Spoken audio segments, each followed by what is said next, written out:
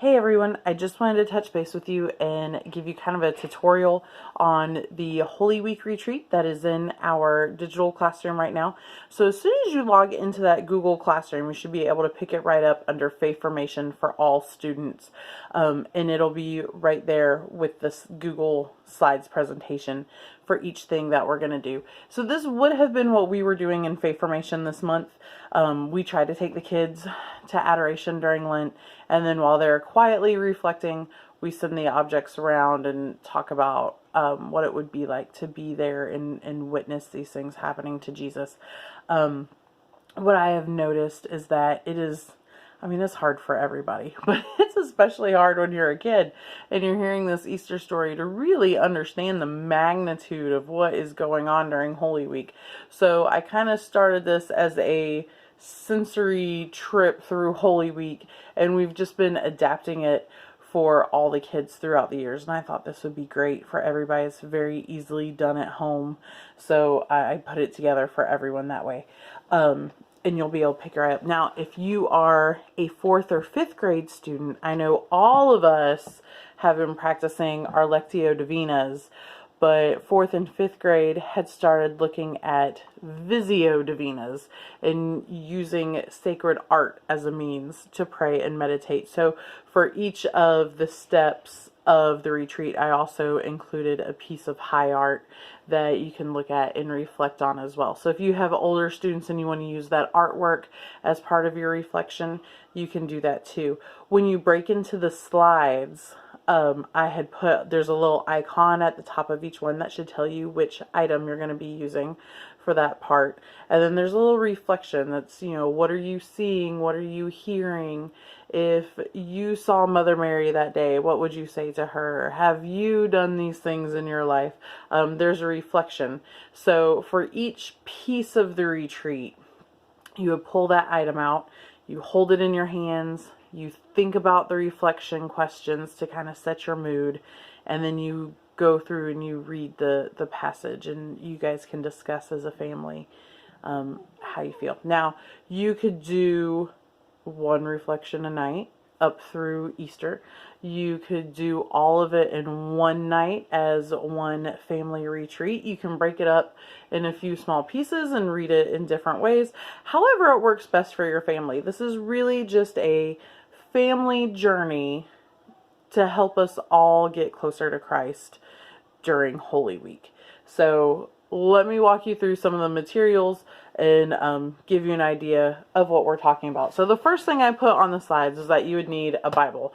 Now, I went ahead and put the scripture reading into the presentation, so you may not need this, but it does come in handy, especially if you have a children's Bible or something that has pictures, just to kind of clarify what's going on in between time. Like, if you don't want to jump directly from the agony in the garden to Jesus's crucifixion, or the beginning of the crucifixion, and you want to talk about, Peter and the soldier's ear, or the kiss from Judas, or any of those sorts of things that maybe your family is more in depth, then you would want to have a Bible with you to go through those things. So I did add a Bible to the list.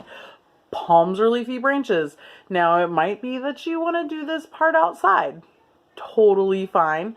And then you can do your palms that way, or pull in big leafy branches from outside.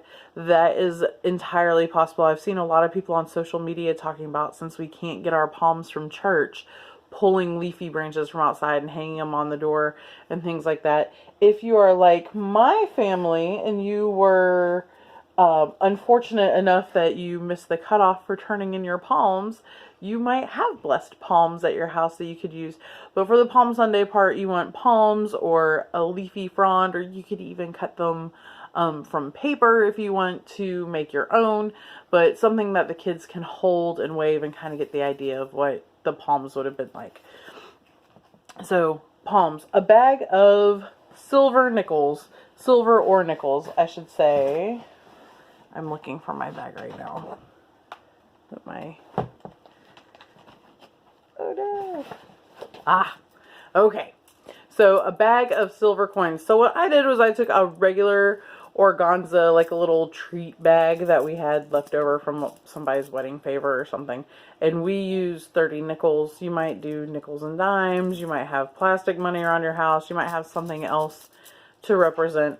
But I just wanted something small enough to look like a money sack and have a little weight to it, because we do talk about that part of the story in Judas and exactly how much money it would take to betray someone. And I like the size of this because it fits right into the palm of the hand, and it really gives an idea of when we talk about people's greed and the temptation towards sin and things like that, and how little it can take for people to turn against each other and turn away from God's plan. So I thought the nickels are a good size for this. If you have 30 quarters, or you have 30 of something else, or you just maybe want to put a couple of rocks into a bundle just to give an idea of a weight, that's fine too. But we were using nickels at our house, so I put those together. A basin of water and a towel. We don't obviously get a chance to, we don't wash each other's feet during faith formation. They do it on Holy Thursday at church, which a lot of us will not, or none of us will be able to attend this year.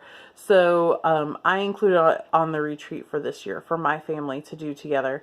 And it might be a little awkward at first. It might be that parents want to do it for the kids, or have the kids do it for each other. Everybody in the family take turns.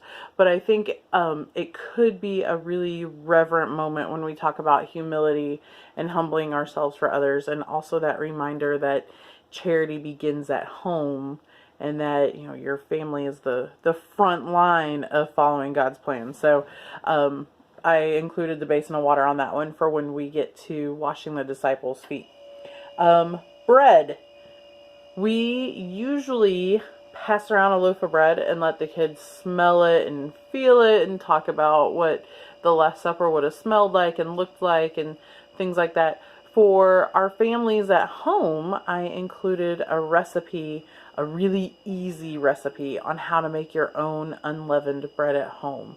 So as Holy Week progresses, if you need something for Holy Thursday, or you need something leading up during your home faith formation time, you could make bread together. Or if you have a loaf of bread at home, or if you've been baking anyway, but you might want to pass some bread around. And then especially if you're doing this before or during supper time, that you could share that bread together. You could break bread together and pray together during supper that night, or during this moment in your retreat. All right. Fresh flowers. I would totally do that part outside, unless you happen to have fresh flowers in the house, or if you want to go outside and bring them in. But we do talk about the agony in the garden, so you might want to go and bring some flowers in so that you can smell and talk about what the garden would be like and things like that. A crown of thorns. Now, I had talked about our crown of thorns in a previous video, but I just wanted to show you exactly what I meant. This is just an old pool noodle, and literally you just rope it into a little circle as big as you want. You can tape it off and then cover it in burlap or any sort of linen or brown fabric. I have seen other websites and other faith formation apartments where they make it out of clay. You could use Play-Doh. You could use an old wreath form if you have a wreath form. But anything like that. And then we just covered it in burlap. After that, we taped it together. We taped it around the form. And then everyone took a toothpick and we used that to make the thorns. So that is a quick, easy DIY crown of thorns. For the first half or so of Lent, we use this as our centerpiece in our kitchen, and then for the rest of the time it's been hanging up here for videos to give us a reminder. But so you can keep this for years. I've kept this one for years, and it's just a pool noodle and stuff. All right, so your crown of thorns, dice for when we talk about the soldiers gambling for Jesus's clothes. You can take these out of any game, but a pair of dice and a nail. So this is about the length and width of those nails, and it has some some weight to it.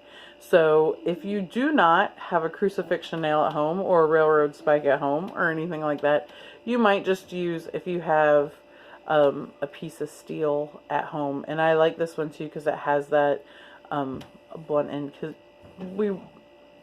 not to scare our children, but to give them an idea of just the size of what those nails were, because we don't want them thinking it's, you know, little finishing nails or something that they're using on the cross, but that there was actually a lot of pain involved in crucifixion, that Jesus made the sacrifice for us and how much he loved us to go through that for us. All right, and then strong smelling spices was the last part. For faith formation, what I had been doing was I bought this bottle of whole cloves, and we would pass this around. And I just picked this up from Walmart one year, and we passed around the cloves. What I had realized this year was, since we were doing it in our living room, I pulled out, if you have any of those beginner sets of essential oils, or if you're an essential oil type person, just in the sets that I own, we had cinnamon, we had sandalwood, frankincense, sage. So, and this one has clove and stuff in it too, bergamot. So I was thinking that you could just take your strong smelling things and really kind of set the mood in your house as you're doing it, if you want to set them up that way to do those smells. And you could do the same thing for the agony in the garden if you have flower smells also. So when you get into the retreat, you would have those items for each of the stations, for each of the centers. You pass around that item, you give everybody a chance to feel it and hold it, and then you just read through the reflections, and then read through the Bible story or the scripture passage, and take a moment to reflect, and then you can go on to the next one. All right, if you guys have any questions, once again, you just shoot me an email, comment below the video, or you can comment right into the Google Classroom. All right, you guys have a great night. We'll see you soon. Bye.